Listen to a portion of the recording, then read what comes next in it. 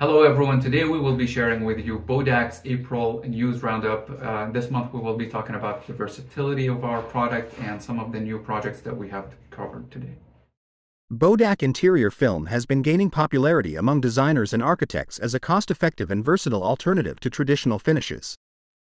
It can be applied to cabinets, walls, furniture, doors and even floors to create a seamless and durable finish. One of the recent interesting international projects with Bodaq was the transformation of the Kia showrooms in Asia. This is a very interesting transformation and it's a massive project.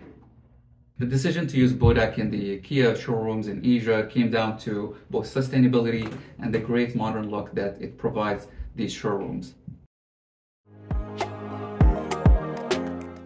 To see our product, we invite you to come to the HD Expo at Mandalay Bay in Las Vegas. It will be from May 2nd to May 4th.